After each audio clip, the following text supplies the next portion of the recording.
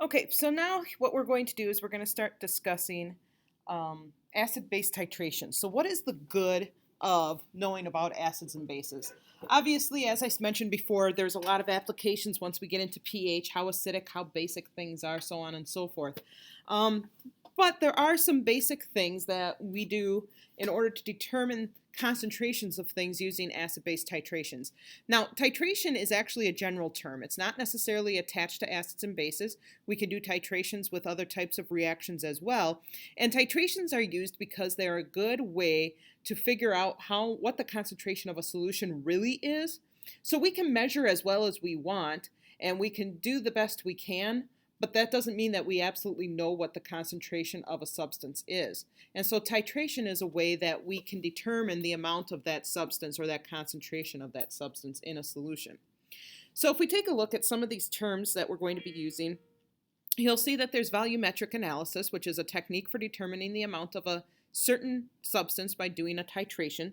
So titration is a type of volumetric analysis, and generally you're just going to hear people say titration. We're not going to use the term volumetric analysis too much. But there's other volumetric analyses. The one that we're going to focus on is titration. So titration is the delivery of a measured volume of a solution of known concentration into a solution containing the substance being analyzed. So what if I gave you a solution and I said, can you tell me what the concentration of acid or base in that solution is? The way you would go about doing that is doing a titration.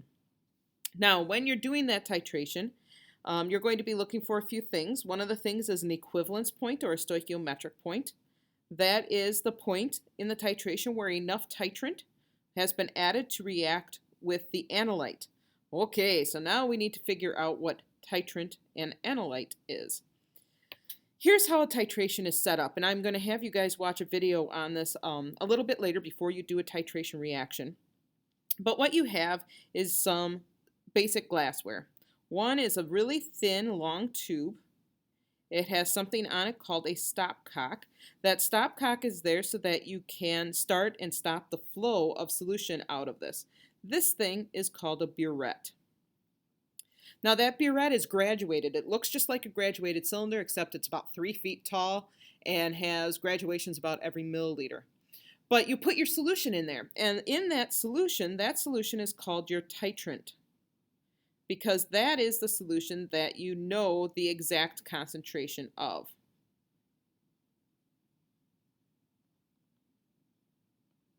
Concentration. Then down here in a little flask, whoa, that flask got a little away from me, but that's okay. You're going to have some solution in there, and in that flask, you're going to have something called the analyte. That is the question mark concentration. So what you do is you put some stuff in this analyte that's called an indicator. That indicator tells us when the amounts are equal, when the amount of titrant and the amount of analyte are equal to each other. And it'll change color, and the one that we're going to use will change to a pink color.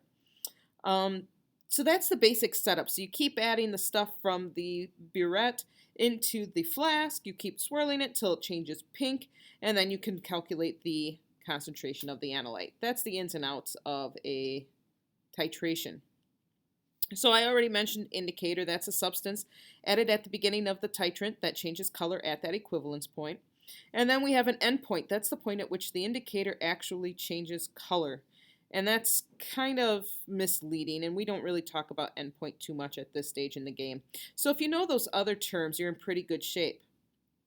Now, envision this as you read the next paragraph. These problems are going to be difficult to do until you actually do a titration and calculate it on your own. And you will be doing a titration here within the next week or two, so that you know how to do titrations, because it's common in just about every freshman level college class. So this, in words, tells us what a titration would look like. It says a student carries out an experiment to standardize a sodium hydroxide solution. Standardize is a verb that tells us that we're trying to find its concentration. So in other words, we don't know exactly what the concentration of sodium hydroxide is, so we're standardizing it.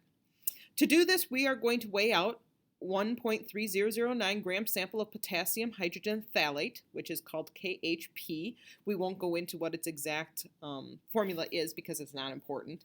But that KHP has one acidic hydrogen and a molar mass of 204 grams per mole.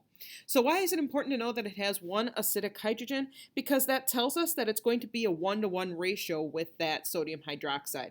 So it really helps us with our balancing of our equation because now we know how they react with each other.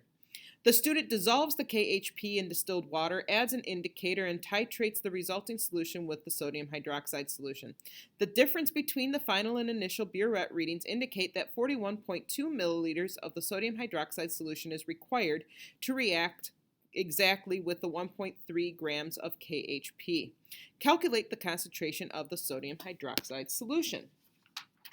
Okay, so hopefully from this equation you're gathering a few things, or from this problem, you're gathering that KHP reacts with NaOH in a 1-to-1 ratio. And it gives us water and some other stuff. Something with K in it, something with P in it. Maybe it's not even P actually. No, it's not phosphorus. It's some carbon, some hydrogen, some oxygen, some stuff that it doesn't really matter about. But we know that we are, in essence, taking this H and reacting it with this OH. So the question becomes, what was the number of moles of this KHP that we actually started with?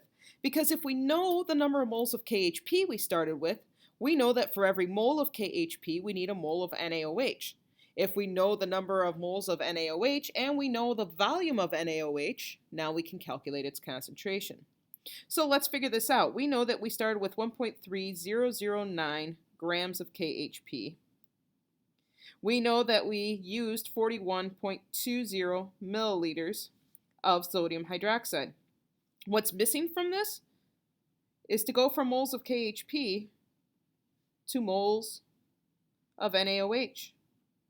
So how can we do that? Well, we certainly aren't going to be able to calculate the moles of NaOH right now until we find out how many moles of KHP we started with. Well, we started with 1.3009 grams of KHP. It tells us in the problem that KHP weighs 204 grams per mole. And so if we do the math on this, we actually get 6.37 times 10 to the minus third moles of KHP. Oh, this will be KHP. There we go. KHP.